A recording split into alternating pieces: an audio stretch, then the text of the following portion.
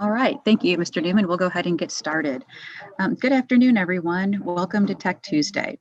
We're thrilled that you're joining us today to hear from our two guests about the automotive industry. Our guests will be sharing information that we hope you find helpful as you plan for your lives after high school. And we'd like to introduce our guests now. Mr. Buckite, would you be willing to introduce Ms. Jones? Jason, you are muted. Is that better? There we go. So I get the pleasure of introducing Ms. Shelley Jones. Ms. Jones is the Industry Relationship Coordinator with Rankin Technical College right now. She is also the committee chair for the St. Louis ICAR Committee and is a founding member and current president of the Women in Automotive and Collision Group. Okay, thank you. And then Mr. Riemann, would you please introduce Mr. Detweiler? And you, Mr. Riemann, are muted as well. There we go. Yeah, I'd like to introduce Mike Detweiler. I've worked for him many years ago. Mr. Arndt, Mr. Pruitt have also. He's been affiliated with Dave Sinclair almost from the beginning. He filled just about every capacity, in management at the Ford and the Lincoln store that, you could possibly do. And, he's a wonderful guy to work for, very well organized and detail oriented. Oh, thanks. Holy cow. All right, thanks to both of you. We really appreciate you both being here. We also have several teachers and a counselor with us from North and South Tech, and I'd like for them to introduce themselves, and I'll just go as in order on my screen. So Mr. Arndt, would you please introduce yourself? Hello, my name's John Arndt. I am a South Tech automotive instructor. Thank you. Mr. Pruitt? I'm Randy Pruitt, South Tech automotive instructor. Mr. Poe? Good afternoon. My name is Mr. Poe. I'm a North Tech automotive instructor. Okay, Mr. Buckite? Jason Buckite, Auto Collision at North Technical High School. Mr. Riemann? Automotive instructor, South Tech High School. Mr. Newman? Ken Newman, the auto body instructor, auto collision instructor at South Technical High School. And Mr. Chandler? Hey, Jeff Chandler, counselor at South Tech. Okay, and I am Sally Defani, Administrator of Partnerships for Special School District. We are going to start today's session with Mr. Detweiler. We have a list of questions prepared for him, but we also hope that our students who are participating will type their questions that they may have into the chat feature on YouTube, and we will do our best to answer all of your questions. After Mr. Detweiler has finished his presentation, we will have Ms. Jones talk to us about the auto collision industry. And again, we hope that you will type questions you have for Ms. Jones into the chat feature as well. Okay, I think we're ready to get started. And I think Mr. Poe has the first question for Mr. Detweiler. Good afternoon, Mr. Detweiler. Hi. Mr. Poe here at North Tech. How you doing today? Good. Question I have for you is, what are your thoughts on students continuing their education after high school or entering the workforce full time? Well, I think first is a realization that everybody works for a living to improve their lifestyle during their life. And as you get older, it's more important for your family. If you have a wife and kids or a husband and kids, you learn that you want to educate and train yourself on a job that pays well, has great benefits, and has great job security, because that's what's going to support the lifestyle that you want to have. And people are going to pay you to do what nobody else wants to do or can do. Most importantly, can do. So, our journey person technicians earn between $60,000 and $100,000 a year, dependent on their skills and abilities. And they control what they get paid by their productivity and by their knowledge and by their quality. And they have great benefits, and they're in demand all over the place. There's not a journey person in St. Louis that's laid off. Now, there might be electricians or plumbers or carpenters, but there isn't automotive guys laid off. If you're good, you're going to have a job, and you can do that anywhere in the nation. If I'm a Ford dealer, you have Ford certifications, you're going to be able to do that anywhere in the nation. So not only do you get a great paying job, but you can pick where you want to work. So you want to pick up and move to Albuquerque, you can do it. All those classifications work. So I just think there's never been a better time to be entering into the automotive field. The shortages that are there are going to make this a great time. I was telling Ed, I don't know of anybody that wants to give up their car for a bicycle or tennis shoes. So when they, and people pay you to do what other people can't do. And this is a great time to be in the automotive trade because of that. Does that answer? Did that get to it? Yes, thank you very much. I think those were all very good and important points. Mm-hmm. Here's one thing I'd say, one more thing. Mhm. Everybody when they're in high school wants to do a job they love. Very few of us in life get to do that. We do a job we like, and it has its difficulties just like everybody, but we do it for our families and we do it for our kids, and we want to send our kids to college. We want to have a nice house, and that's why we do what we do. We don't have at 18, I wanted to be a job I love. At 30, when I had kids, I was interested in something else. Very true. Mr. Detweiler, John Arndt here.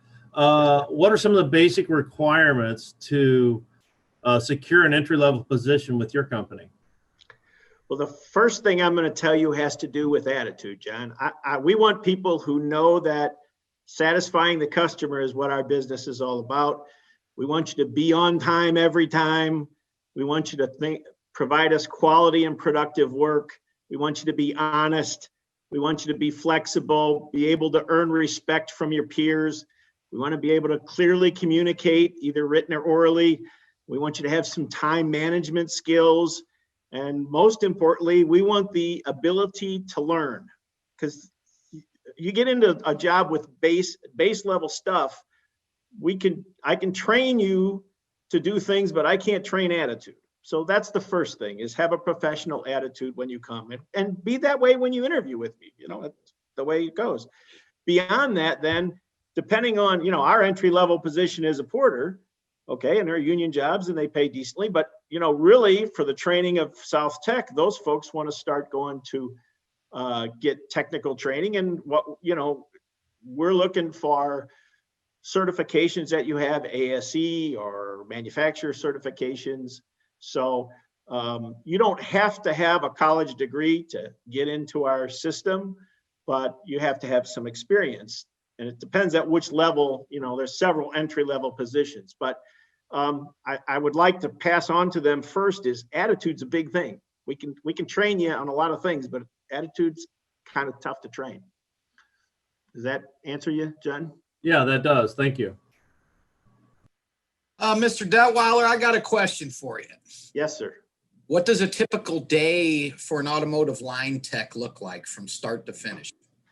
Well, okay. Well, number one, it's always challenging, never boring, and you get control of your own pay levels. But it is frustrating at times because there's lots of starts and stops in the system. But it takes organizational skills, and you learn that with experience. But first time, the good technicians are going to get here. They're going to get here early. They're going to get their uniform on. They'll be ready to work when it's time for them to start work. They don't walk in the door at 8 o'clock. They're ready to start work at 8 o'clock. They're going to check on parts to make sure if any parts came in, first part of the morning, check with parts, see if any parts that they ordered yesterday came in. They'll check with the dispatcher to make sure if there's any special work that has to be done on a job today that's been assigned to them, either a previous day or if there was a special appointment. So they'll get that in their schedule early. They will, a journeyman's going to work on probably between 1 to 6 jobs in a day, ballpark. They're going to check to see, they're going to get, all of our systems are run on computer now. So you record your work, you record your time punching, you record what you're going to do on that repair order on each concern or maintenance item, one at a time. So you need to be organized, and as you're working, you're putting your information into the system. You're time punching as you need to. You're putting your diagnostics in, your test results as you go. You don't wait till the end. You do it while you're doing it, because everyone can see live what you're doing. The advisor is watching what you're doing in order to properly communicate with the customer. So they are, the techs have to be very knowledgeable about the proper repair method and the proper punching sequences, and be able to know what physical tests do I need to run, what electronic tests do I need to run, what kind of wiring diagrams do I need to review. They also, obviously, they're going to get that car. First thing is test drive the car. Find out, can you verify the problem? If you can't verify the problem, don't spend 3 hours chasing down something you can't verify. Stop, go back to the advisor, get some more information. But bottom line is you need to understand that concern, because number one, you got to verify it to fix it. Number two, after you made a fix, you got to know that you actually did fix it. You're going to, along the way, you will have also done some maintenance checklist item for our customer. You would have checked oil and filters and belts and tires and brakes and tie rods and ball joints and all of the basic things for our customer's safety that we do every time someone comes in. And it's kind of a red, yellow, green thing. They're used to doing that. That's kind of the easy part. But as a we're trying to minimize the stops and starts. So normally the technicians will do that first on a job before they do diagnostics, so that the service advisor can start getting prices together on the maintenance items before he gets to the other stuff. Once they test drove it, they verify the concern, they're going to go in and say, okay, now I got to go look at the manufacturer's data. Let me see their warranty data, extended warranty data. Are there any recalls? Are there any special programs that relate to this specific customer concern that is involved? If not, then I'm going to go ahead and proceed and do my diagnostics. I'm going to find out what I need to find. And most times you get a diagnostic code, but that doesn't just give you exactly the answer. You then have to go to various pinpoint tests to take from a generic problem that you know what it is. Now you've got to go down, and it's like going down the arms of a tree. Is you've got to decide what of the 7 possible causes, what is the most likely cause? Because you're going to have to go back and quote that to the customer, because the customer doesn't really want to hear, oh, I know what it was, and oh, no, that wasn't. So you're basically saying, okay, there's 7 causes, 90% chance it's this one, 5% it's this one, 5% it's that one. The others are probably pretty rare. And that's how they're going to have to talk to the customer to try to identify what needs to be done. So all along, all these tests you're doing, you're going to be recording what your results were, what all the codes were, what all the tests were. And you're going to be communicating back and forth parts you need, and then they have to figure out what is the availability of those parts. Do we have them in stock? Can we get them in St. Louis? Do we have to go to Evansville, Illinois to get them? Can we buy them from another dealer here in town? So that part comes into the equation. You're now how those parts are available may depend on how you struggle along with the job. We may call the customer and say, okay, you need $700 worth of work. And the customer says, let me think about it. Then the tech's got to get off that ticket, go to the side, get on another job. And then, so there's some of these stops and starts become, the customer, we don't know what's wrong. We don't know how much it's going to cost until we get into the diagnostics. But there's delays at times for that, either because of a part or because of a customer. So those are some of the frustrating parts, where there's the stop and starts. You want to go continually from beginning to end, but the process doesn't really allow, because you have to have the work approved before you can do it. Sometimes after you've got work approved and you're back doing it, you run into a problem. A bolt breaks. Something else happens that you didn't know. And all of a sudden you have to stop, punch separately, describe what you're doing, come back to the advisor or to the service manager and decide, okay, is this 15 minutes and I'm just going to keep going? Or is this a 3-hour endeavor and now I've got to call the customer back for further approval, or the service manager's got to approve me just going on and the store is going to eat the difference. You then, beyond that, I have to make sure, if I'm doing warranty, that I am personally certified to do this work, because if I'm not certified by Ford Motor Company to do the work, the store can't get paid under warranty for the work that I'm doing. So sometimes techs might have to come back and say, I found the problem, but I'm not qualified to make this warranty repair. It's going to have to go to another tech to do that because I don't have the qualifications at this time. So while you're doing that, additionally, as you're going through the shop manual to say the repair procedure, the shop manual requires you to do it in a certain way. You just don't get to do it any way you want to. And you have to have certain tools. Some of those tools you have as your own basic tools. Other tools we have in the shop that you have to do. Sometimes you need the alignment rack, or you need a special electronic test head that is so expensive. Maybe they're $5,000 or $6,000 on the test equipment, and they're shared. And so you have to line up in a queue, and there's 30 guys in the shop, and we got 5 of them. But sometimes we think we have enough, but sometimes we need 6, and somebody's waiting. So you got to get in the queue for that. Again, that's some of the stops and starts. I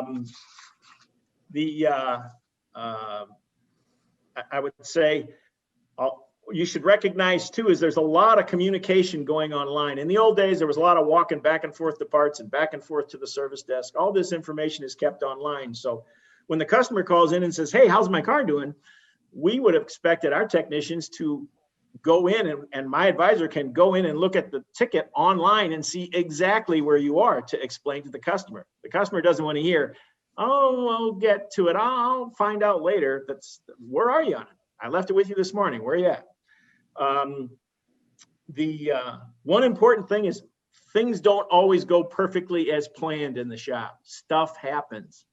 And that's where I get into honesty and stuff. Bad news has to travel as far as good news. When a tech's got to have enough knowledge that when he's stuck, he's earned the respect in the shop to go to a more senior tech and ask for help and say, I'm stuck, help me out. I don't want to go up front and tell him I can't do this.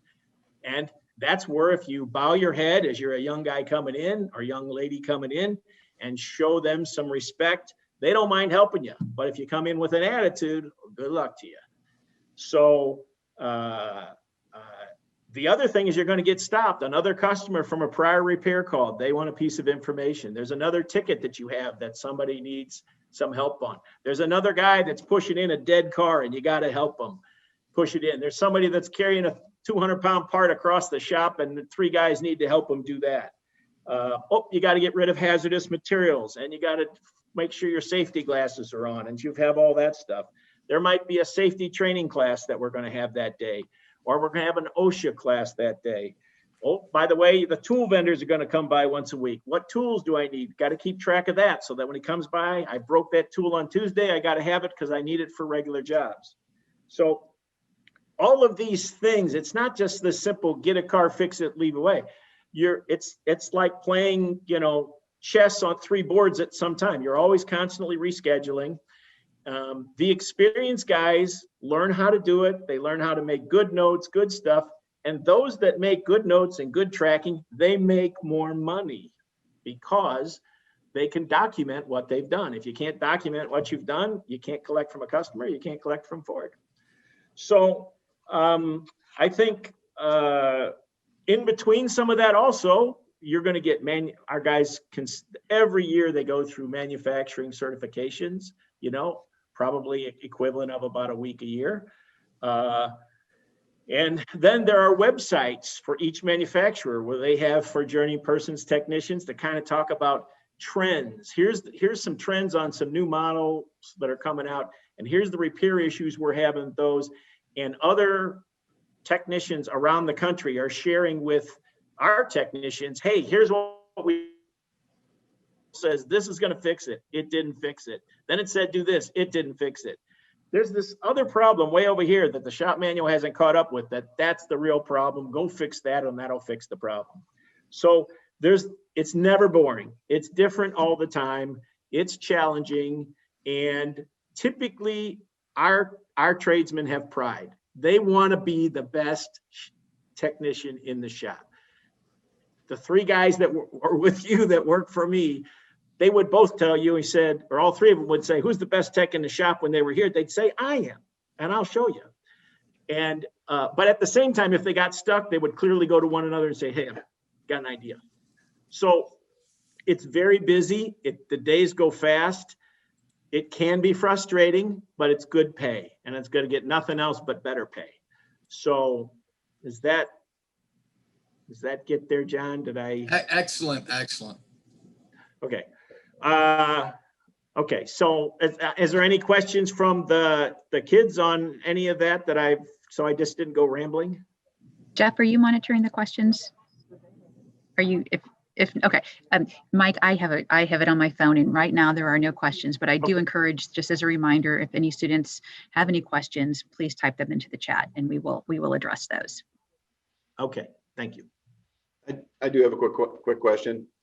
In your dealership, as a percentage, do you know offhand when you're going to fill a higher level position, you need a new shift manager, you need, somebody higher up, how much of a percentage within the company do you fill those positions rather than looking outside?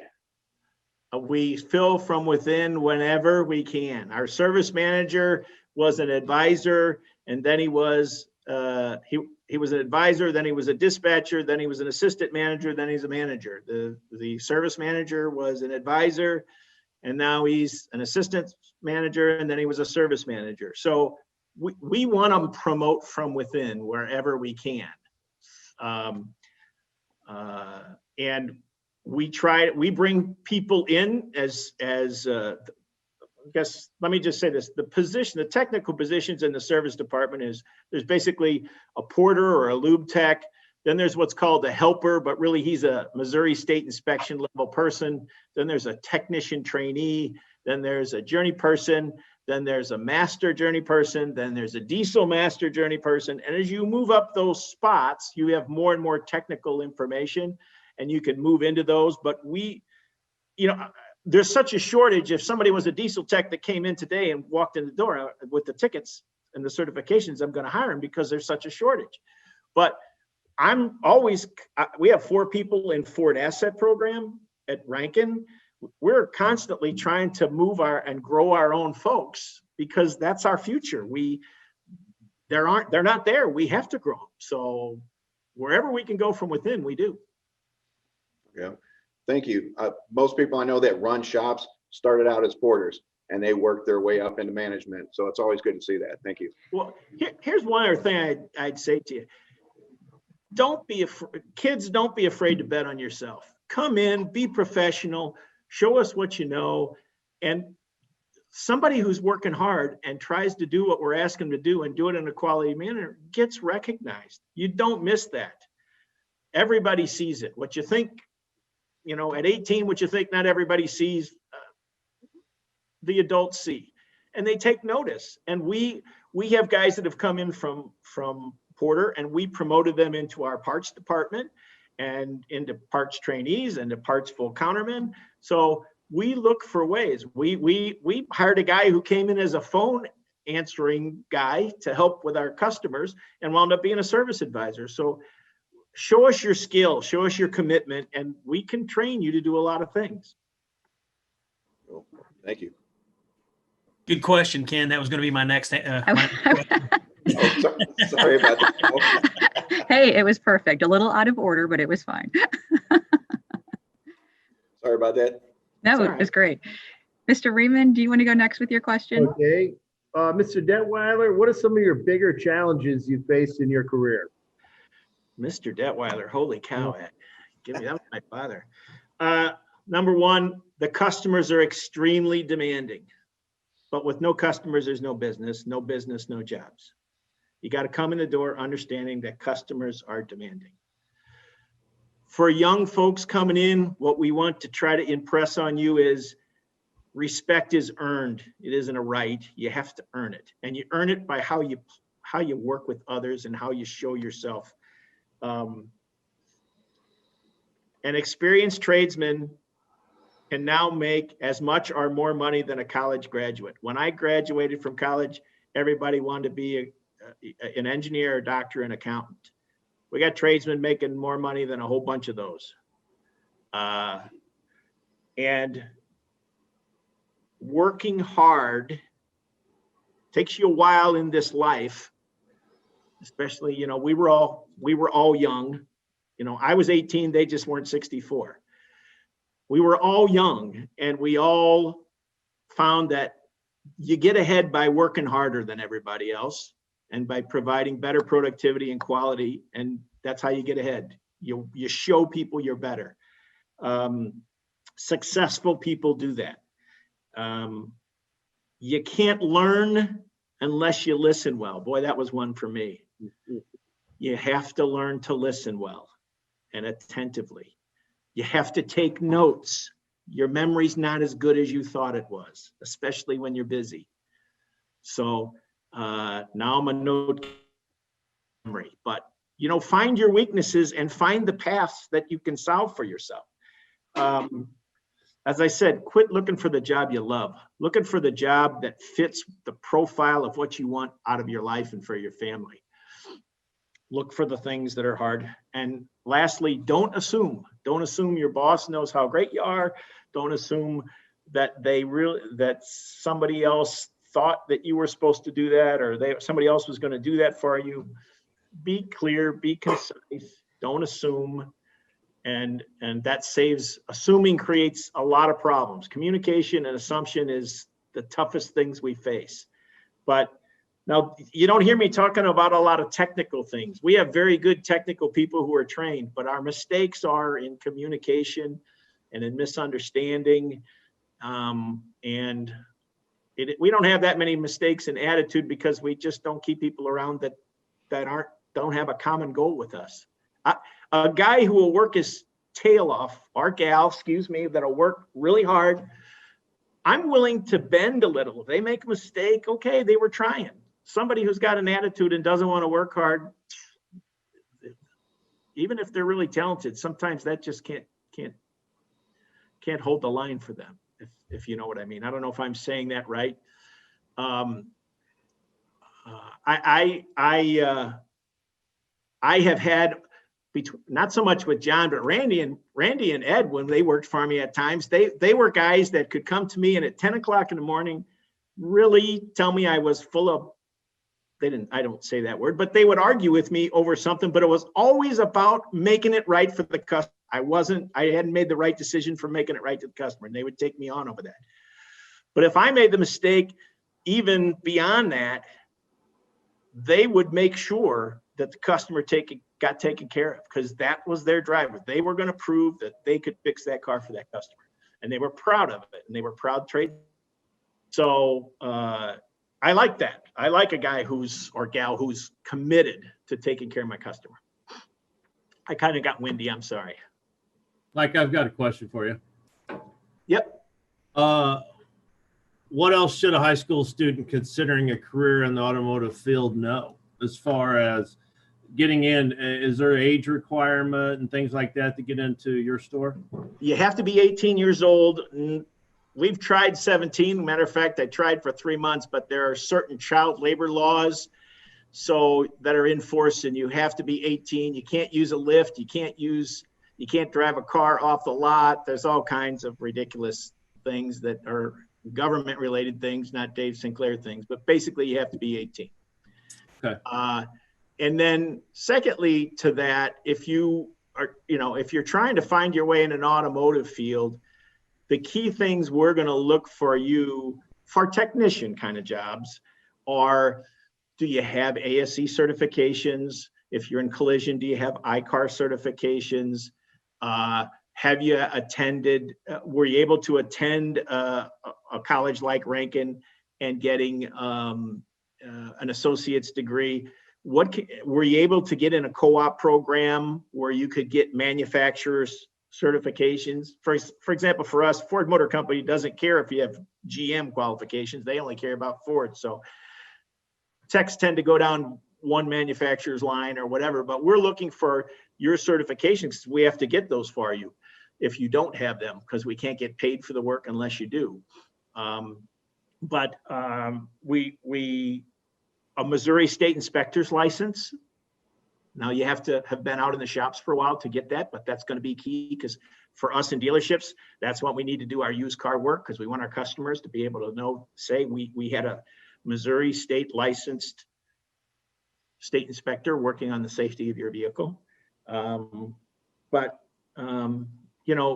Show some respect to the senior techs that can help you, because they are the people that are really going to train you. It's not going to be Mike Detweiler training you how to be a tech. It's going to be our good journeymen that are out there. They're going to help you along the way. So you got to show a little respect to them, and don't be afraid to bet on yourself. If you've been to South Tech, you're ahead of the game. you know, as far as I consider I mean, I only know South Tech, excuse me, I don't know North Tech that well, but I know those guys and I know how they are and I know what they train. And I know what their expectations. You may get mad at them, students, because they were on your case, but I do know them, and I do know that they have your best interest at heart, and they're trying to do good for your future. So listen to them. But those are the kind of things I talked about the attitude things before, but the technical parts, John, that would be kind of the things that I would be looking toward. Okay, thank you. Yeah, I got the next question. Okay. What type of incentive or bonus programs are available as a service tech? I remember one time you hung $100 bill by the time clock if anybody could fix a probe that had a check-in coming back, and I decided to take that challenge. So I think you probably won that one. Going on? Well, here's the thing. First off, all of our technicians are on flat rate, which means a job generically pays 3 hours and you can do it in 2.5. You're going to get paid the 3 for the 2. So they're all on flat rate. Additionally, we have bonuses up to almost $4 an hour per hour above. So if you make your 40 hours, you get back to that first hour, you may get as much as $4 an hour in bonus for those hours. So you get not only flat rate, but you get bonus.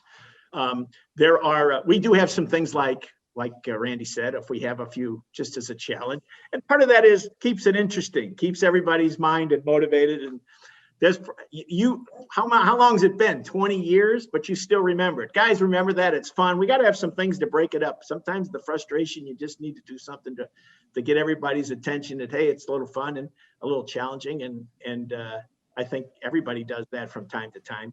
But it is a business where it's incentive based all the way. So your quality, your productivity, your knowledge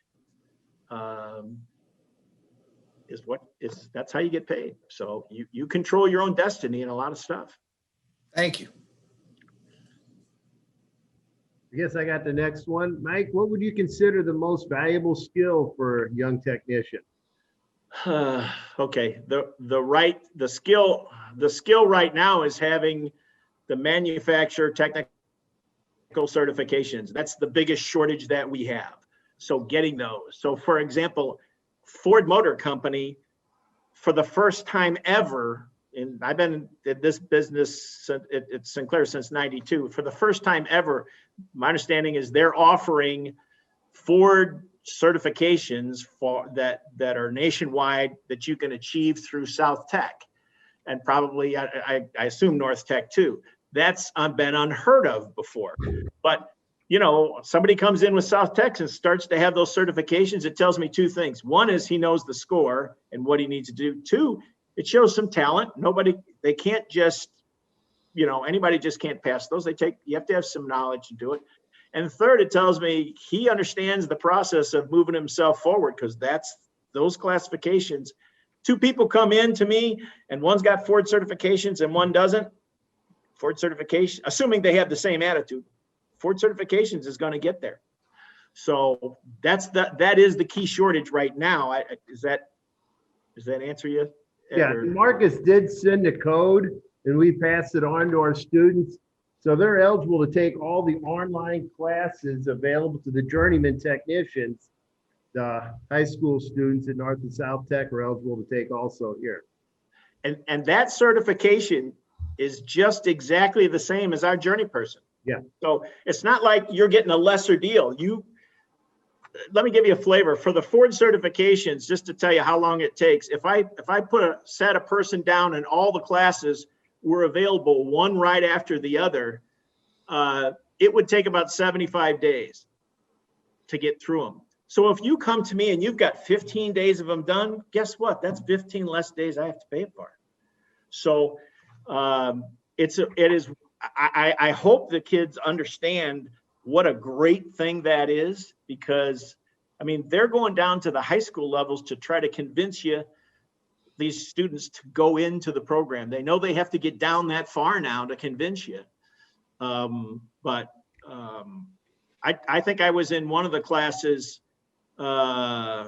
talking to some students over there last year, and I held my phone up and I said, how many of your friends all day long go like this on your phone? Everybody raised their hand. I said, how many people of your friends know what a wrench is? And they all started laughing. I said, how many of them could use a wrench? And they all really laughed. They said, well, then it's supply and demand. You grabbed the brass ring and you don't even know you got it yet, but continue down this path. You're never going to be sorry.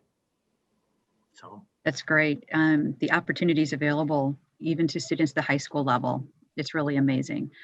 So that was some great information that you shared. And I also, as soon as we can have visitors in our schools again, Mike, I'd love to invite you to come and tour North Tech.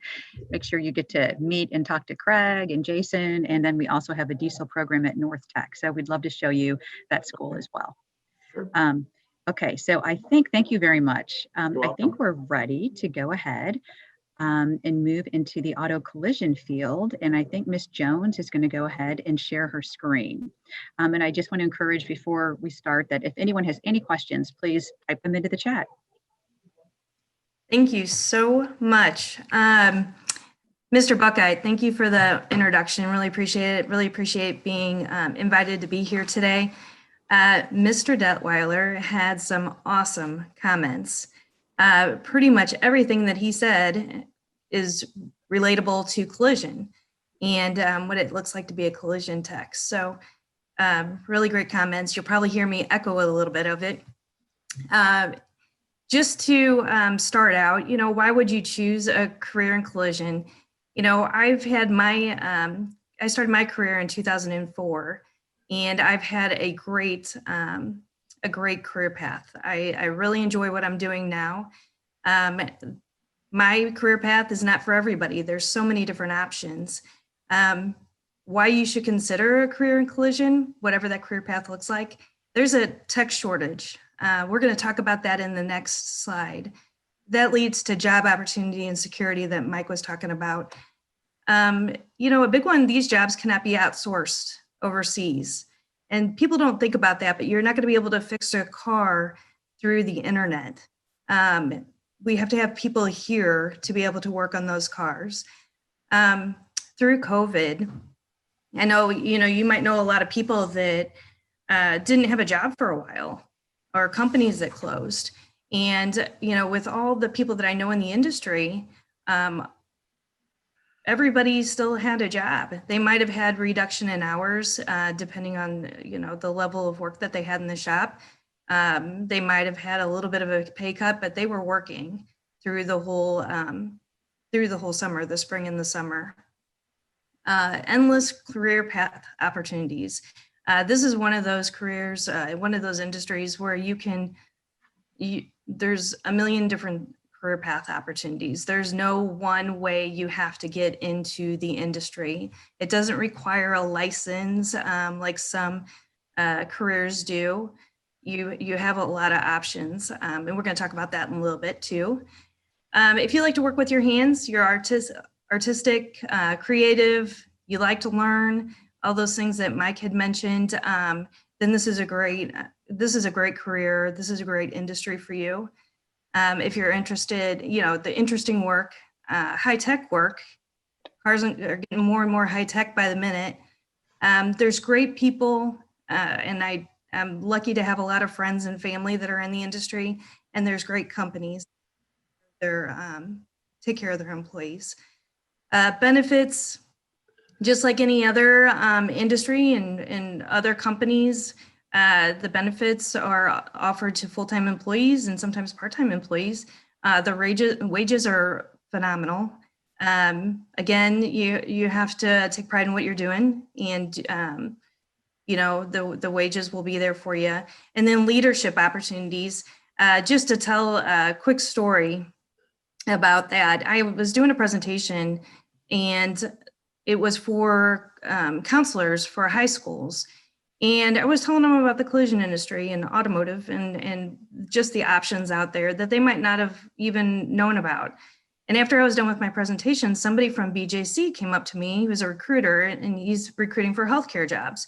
And he said, you mentioned leadership opportunities. He goes, I think the people that are applying for healthcare that want to get into management need to probably look at your industry, because it sounds like you can get from a entry-level type position to a leadership position fairly quickly. And he said that in healthcare, you know, you could be close to retirement before you're ever offered a supervisor or manager job. So it was really interesting to hear. And personally, I've seen so many people that have started in those entry-level positions. And, you know, we always talk about, you know, I used to sweep the floors and now I'm a GM, or I'm a supervisor, or I'm a vice president of a company. You know, I've seen them go all the way up to CEOs of major organizations. So there's a lot of opportunity out there if you wanted to get. And then, you know, if you're gonna take pride in keeping families safe on the road, that's a big one. You know, this is one of those careers where you're doing something that's very meaningful. You're keeping families safe on the road. The path to a successful career after high school, you can certainly go straight to work. And then there's other options with college programs. And I happen to work for Rankin, and we do have a college program. So I'll talk a little bit about that in just a minute. There we go. Mr. Detweiler mentioned the tech shortage, and on the collision side, it's the same. The information that I pull, you know, being in the industry so long and having a lot of friends and family out there, I am able to do a lot of research. And with these two organizations, they post a lot of statistics that I wanted to share with you. ICAR, that's the training programs, certification for the collision industry. They said in 2016, they estimated 56,000 tech jobs were unfilled at the 34,000 repair shops nationwide. That's huge. That's a huge shortage to fill. And then if you follow that up with what CREF has on their website, and CREF is Collision Repair Education Foundation. It's a nonprofit organization. They say that 21,500 techs are going to leave the industry each year, and that 31,000 techs leave for a different job in the industry each year. And then a quarter of the existing workforce plans to retire or change jobs in the next 12 months. Those are pretty staggering statistics. And if you start talking to people at different collision shops, you'll find out that you know, many of their journeymen or A techs are at retirement age. And you know, we need good people to start getting interested in these jobs and get into the industry. There's a lot of opportunity out there. With women in automotive and collision, we go to events and we promote careers in the industry. We see the opportunities. It's a group of people from all different companies within the industry. Some are collision shops, some are automotive shops, some are vendors, enterprise. There's a lot of different companies that come together to kind of promote the careers in the industry for parents, students, educators, people that wouldn't normally hear about the industry opportunities. And this is one of the flyers that we hand out. And in the gray circle towards the middle of the flyer, we talk about collision repair technicians. And when you see apprentice, mid-level technician, and journeyman technician, you might also hear, for apprentice, you might hear a C-level tech, or a mid-level tech might be a B-level tech. Journeyman tech, at the shops that I ran or worked at, we called them A techs. And the dollar amounts that we put here, so for apprentice, maybe 35,000 plus, you know, each company is different. And the group of people that come together to promote the careers in the industry that I just mentioned, we all kind of agreed upon these base dollar amounts. But really, each person kind of makes their own way, makes their own path, negotiates their own deal. But this is pretty good average for those people in those positions. That's for technicians. You know, what does entry level look like? If you're coming from, maybe you weren't in the high school program. I don't know if there's anybody that's watching that did not take collision in high school, But if you're coming off the street without any prior knowledge, or even from a high school program, you might be starting as a detailer. You might have the option to start as an apprentice technician or a C-level technician. It really depends on how well you honed your skills, within your program. But typically entry level looks like $10, $14 an hour, somewhere in there is what I have personally seen or heard about. Again, that depends on your experience. If you're coming, from a collision program, then you might, a collision program at a college, then you might start at that $10 or $14 an hour, but then, you might have developed your skills. That's what a collision program does, is you're able to hone those skills while you're in the program. So you might be able to start a little bit higher and start as that apprentice tech or C-tech. And then how long before you move up? And that's completely up to you. I've seen people that started out as a detailer and they became a technician within a few years. It takes a lot of experience to become that A-level tech, that journeyman tech. But you can be a detailer or a porter for 6 months before you work your way into a technician position, or you can be there for years, depending on the initiative, how much you go after that position, what you do to try to get to that next level. And a lot of times that's helping out other technicians. If you see somebody needs a helping hand, you go over and you ask questions and you offer, help on whatever project they're working on. The key is really, once you're done with your job, find something you can help somebody else with and continue learning. All right. Repair Driven News put out this article, and they did a survey of shops and asked what entry-level technician tech expectations are. And the majority of them, it looks like, picked maybe the top 2 for sure. Maybe the top 4 tasks is what they are looking for that C or entry-level technician, the apprentice technician. I would throw in that diagnostic scanning as well. It's the more conversations I'm having with different people at different shops, that's becoming something that is expected of an entry-level technician, and even a detailer. I know a lot of detailers that are actually doing the diagnostic scanning. So in high school, in a high school program, you might cover all these tasks, and that's great. What they're looking for, though, is for that entry-level technician, most of the time, is some kind of proficiency in at least the top few tasks. So they want you to be able to do that, maybe under supervision, but you're primarily able to work on those tasks and complete them on your own. So, in high school, I don't know, certainly you can develop those skills and be able to go out into the workforce and become that entry-level technician right away if you're able to complete some of these tasks.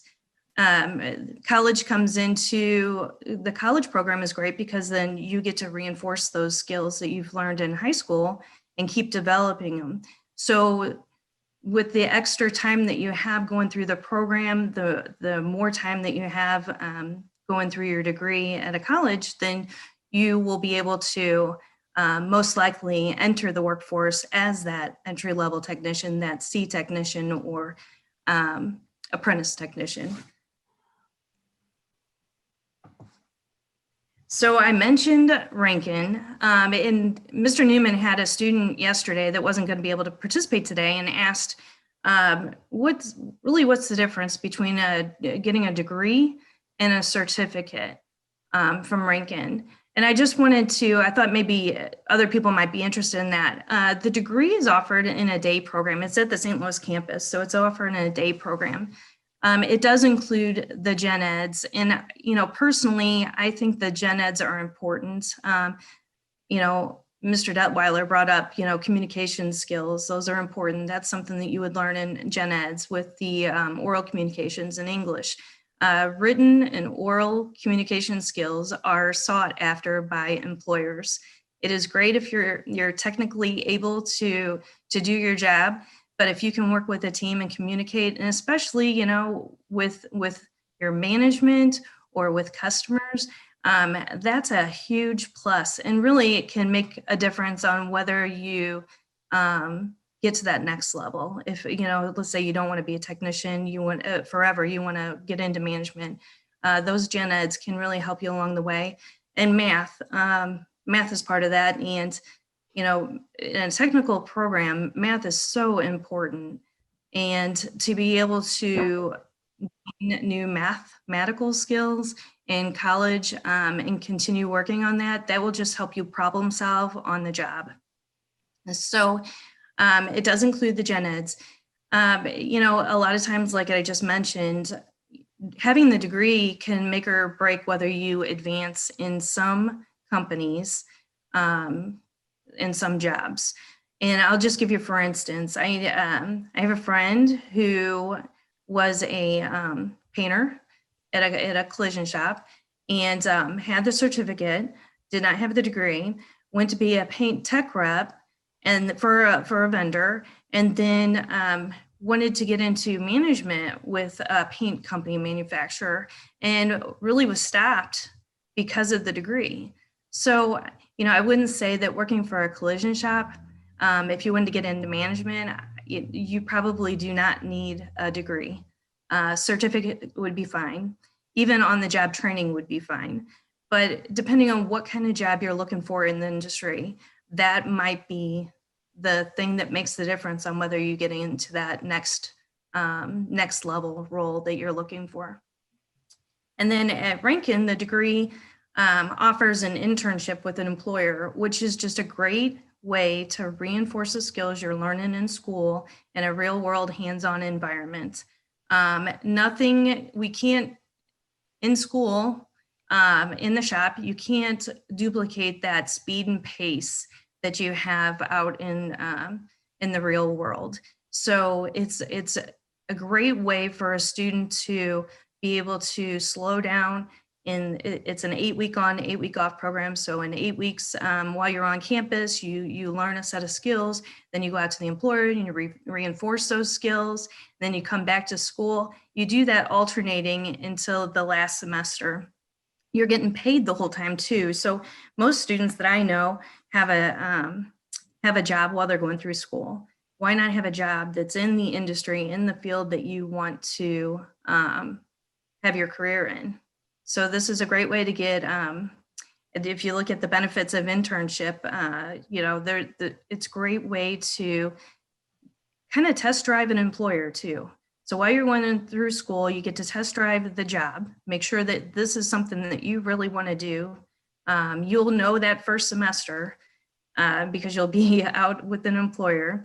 And then, you know, and then the employer as well, you know, you want to make sure that you're in a place that is a good fit for you. You know, there's so many great companies out there, but one might be a better fit than another. And just under, you know, the benefits of an internship, of course, you get the associate's degree, you get paid to learn. We already talked about the real world hands-on experience. You get a mentor to oversee your training out in the shop, which is great. Having a senior technician that's going to watch over you while you're in the shop and make sure that you're doing things properly and learning properly, it's huge. Long-term relationship with the employer, you know, these types of internships are great for retention for the employer, but then, you know, also the student that's going through it. They hopefully they have a home for a really long time. They're career ready at graduation. We talked about that. They're going to have developed their skills in a lot more areas and be able to start as that entry level technician that we were talking about. And then with Rankin's degree, that also is nationally recognized DOL apprenticeship certificate tied to it. So anybody who's in that program, that DOL apprenticeship certificate is fantastic. Especially if you're going to move outside of Missouri, you want to move across country, any employer can look up to see that you've completed that certificate. It's great to have on your resume. Just another credential something to be proud of. The certificate is fantastic too. That's more, you don't have the gen eds. So really that's a big difference to it. You don't have the gen eds. You're really just focusing on the industry training, and you can do that during the day, or you can do it in the evening program. So those are that's basically the difference between those. Okay. So you're telling me you don't want to be a technician, right? You go through school, you go through the high school program, you enjoyed it, but you're not really thinking that this is going to be for you, but you really like the industry because there's so many opportunities. Well, you know, here is a list, and this is just a small list. And again, this is from the WAC group that we have. We just kind of put together some bullets of different types of career options that are available. So having that background, if you went through the high school program, you are going to be so much more successful in all these positions because you have that technical background. You know kind of what it looks like to be a technician, to work on a car, you know, the parts of the car.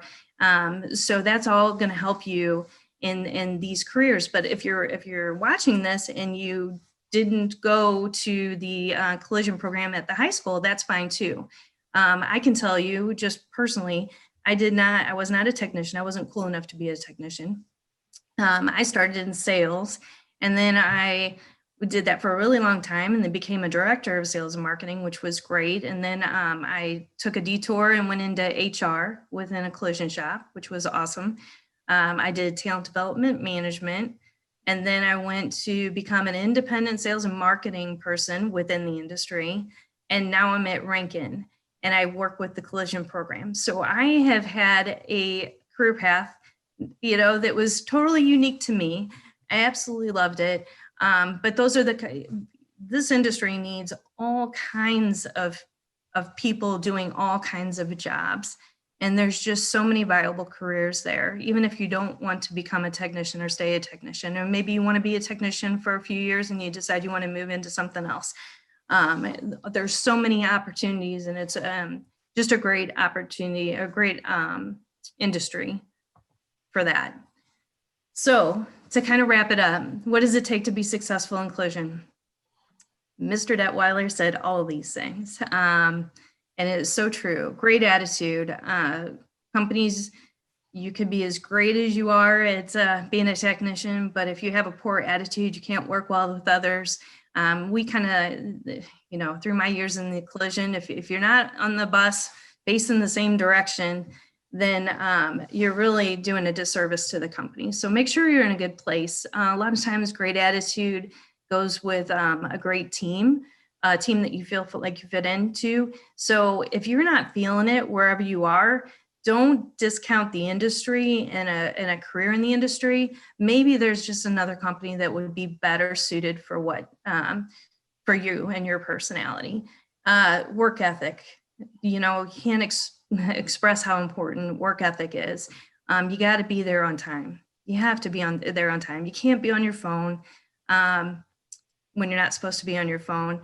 And to get to that next level as quickly as possible, you really need to do your job, take pride in your job, no matter what that job is. People will notice, and that's how you'll get farther. So take pride in your job, do your job, and when you have breaks, don't lean against the wall. Don't take a break. Go ask a technician or find out which job you like the best in the shop, and go ask that person who's doing that job to help start training you on how to do their job, or ask questions how you can help. And then a desire to keep learning. This is not one of those set it and forget it kind of industries. Things are changing too fast, and you have to keep learning. You have to want to keep learning. There's all kinds of training available. And the one thing that I do want to mention as well is if you're going to be in a technical job, you really need a driver's license. That's going to be very important. And I really can sit here and say that I don't know many companies, collision shops, dealerships that will hire somebody without a driver's license, a valid driver's license. So if that's something that you want to you want to be in one of those technical roles, you know, you'll have to be able to drive a car around. You know, for the insurance for the shop, they're going to require that people have that driver's license. So you just want to make sure that you're working on that if this is an industry that you want to be in. And I think that's what I have. Kelly, that was really a lot of great information. I think that's the best list I've seen of different occupations in the automotive industry. I think that was really helpful. If it's okay, may I share that presentation with our instructors? Oh, absolutely. Okay, great. Absolutely. I'm sure that they will have a use for it. Sally, can I add yes, one please, thing? Please. As usual, Shelley got all the points that I missed, so it was a great presentation. One thing I'd like to tell the collision students coming out is don't be afraid to start out in metalwork. Everybody comes out and wants to be a painter. Everybody. The fact of the matter is that our shop managers, our estimators come from the metal side of the business, not the paint side of the business. And there's a lot of metal guys that can learn how to paint, but not all the paint guys can learn how to do metal. But if you want an entry into our shops, put your hand up and say, I'll start on the metal. It's in our best interest to train you. Everybody knows you have to get trained, but don't be afraid. They know it's difficult, but sometimes they're afraid to say, oh, I'll take that on. Don't be afraid to bet on yourself. And there's the opportunities for you if you decide to stay in the collision field would be much greater for you if you start in the metal side as opposed to the paint side. Would you agree with that or not, Shelley? Oh, absolutely. There's just tons of opportunity. And even if that's not your long-term goal, having that experience is so incredibly valuable, no matter what you're going to do. And like you had mentioned, an estimator, understanding what a body tech does.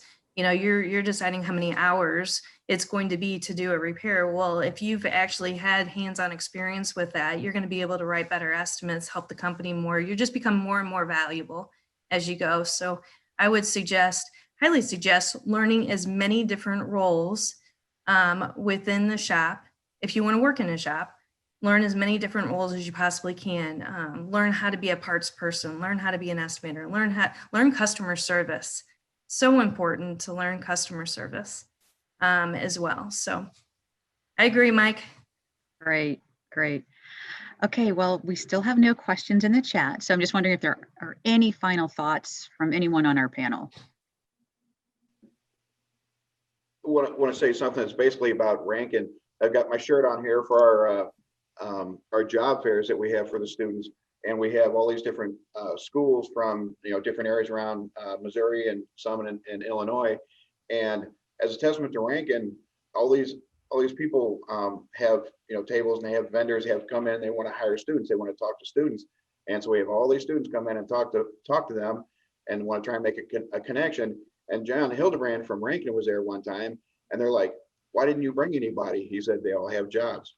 They basically were all taken care of." So I mean, that's a good track record to have. It's bad he showed up with nobody, but they're already working. So Rankin has a really good program. So I just want to say that. As owners of companies, we are involved in Rankin ourselves because we know the kind of job that they do. We know that they're going to give us a young person that has learned how to work. They're going to co-op with us. We have had great results. So, we do it in our own self-interests because they have provided us quality candidates, and a lot of our employees, both on the service side and the collision side, came from Rankin. So now there are other great opportunities out there. I'm not saying they're the only one, but here in St. Louis, they do quite a quality job, and I think they have they're kept in very high regard by the ownership of the various companies. Okay, thank you. And I would just encourage any students viewing this session, if they have any questions about anything that was discussed today, follow up with your instructor, follow up with your guidance counselor at your school. There's plenty of people at both North and South Tech who can help you with any questions you may have about your post-secondary planning. Okay, well, I think this is going to conclude our session. I can't thank Shelley and Mike enough for joining us today and sharing such fantastic information. And to all of our teachers from North and South Tech too, thank you very, very much. All right, and I hope everyone has a nice evening.